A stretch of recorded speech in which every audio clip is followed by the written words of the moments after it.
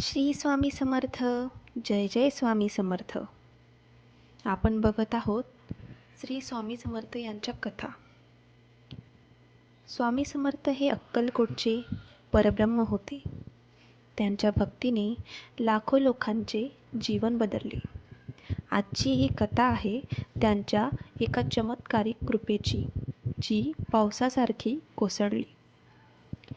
चला तर मग पाहूया स्वामी समर्थ यांच्या कथेची सुरुवात करूया. महाराष्ट्रात एक छोटंसं खेडं होतं. त्याचं नाव होतं रामपूर. त्या गावातील लोक खूप साधी, सरळ आणि कष्टाळू होती. पण एकेकाळी त्या गावात खूप दुष्काळ पडला. जणू काही निसर्गाने पाठ फिरवली असा तो दुष्काळ. असं करता करता 4 महिने झाले. ढग येत होती, पण पावसाचा एक थेंबही त्या गावात पडत नव्हता. झाडी वाळून गेली, शेतं जळाली, जनावरं पाणी न मिळाल्याने मरू लागली, विहिरी कोरड्या पडल्या. गावकरी आभाळाकडे रोज बघत असत, पण पाणी काही पडत नव्हता. हळूहळू खूप बिकट अवस्था त्यांची झाली. गावकरी देवाची आराधना करू लागले. कुणी देवदेवतांना नवस करत होते, तर कुणी यात्रा करत होते. पण एवढं सगळं करूनही आकाश मात्र कोरडंच होतं. एका पाठोपाठ एक दिवस जात होता, पण पाणी काही पडत नव्हता. आता काळजही कोरडं होत चाललं होतं. गावात चिंता, निराशा आणि हताशा यांचा अंधार पसरला होता. अशाच एका रात्री गावातला एक वृद्ध मनुष्य मंदिरात बसला होता. त्याचं नाव होतं रामभाऊ. रामभाऊ स्वामी समर्थांचे भक्त होते. ते स्वामी समर्थांना खूप मानत होते. रामभाऊ मंदिरात बसलेले असताना ते सतत एकाच मंत्राचा जप करत होते. श्री स्वामी समर्थ, श्री स्वामी समर्थ, श्री स्वामी समर्थ. गावातले काही लोक मंदिरात येऊन देवाला साकडं घालू लागले. तेवढ्यात रामभाऊ उठून त्यांच्याकडे गेले आणि म्हणाले, श्री स्वामी समर्थ. गावकरी त्यांच्याकडे बघू लागले. रामभाऊ म्हणाले, स्वामी समर्थ सर्व काही ठीक करतील.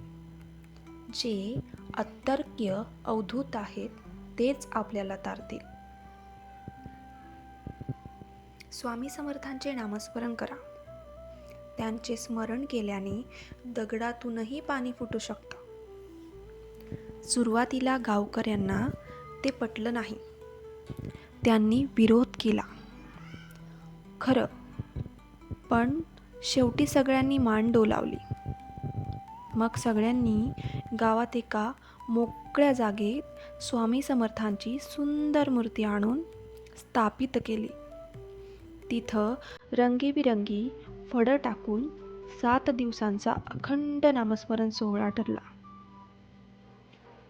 पहिल्या दिवशी तिथे फक्त 5च लोक आली.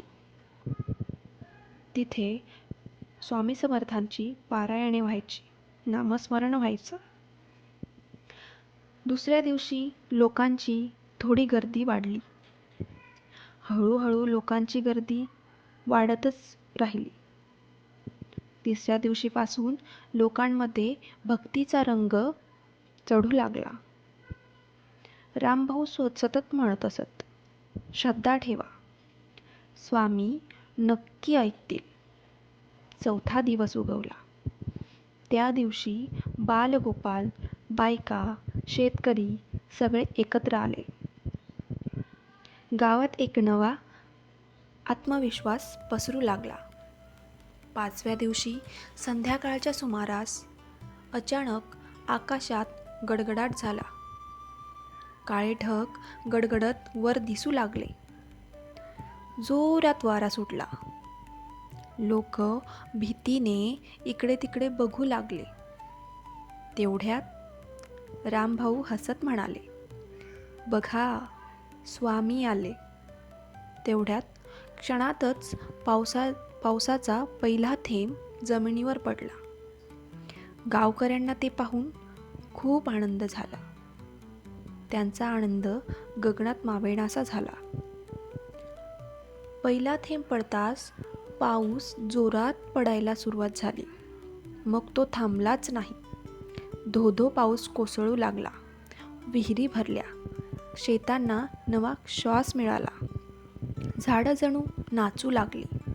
गावात सगळीकडे जय जय स्वामी समर्थ असा जयघोष होऊ लागला. संपूर्ण गाव एकत्र आलं आणि रामभाऊच्या पायावर वाकलं. तेवढ्यात रामभाऊ म्हणाले, "माझं काही नाही. ही तर स्वामी समर्थांची कृपा आहे." सगळीकडे पडत असलेला धो-धो पाऊस पाहून लोकांच्या डोळ्यात आनंद अश्रू होते. तेवढ्यात कुणीतरी म्हणालं, "आज आम्ही खरं स्वामींचा अनुभव घेतला." तर अशी आहे स्वामींची कृपा. तर ही कथा आपल्याला काय शिकवते? श्रद्धा आणि भक्ती हीच खरी शक्ती आहे. कोणतेही संकट येऊ दे, स्वामी संकटातही मार्ग दाखवतात. स्वामींचं नामस्मरण हे तुमचं आयुष्य बदलून टाकतं. जय जय स्वामी समर्थ. स्वामी समर्थ महाराज की जय. तर तुम्हाला ही कथा कशी वाटली हे जरूर कमेंटमध्ये लिहा. पुढील चमत्कारिक कथा ऐकण्यासाठी लाईक, शेअर आणि सबस्क्राईब नक्की करा.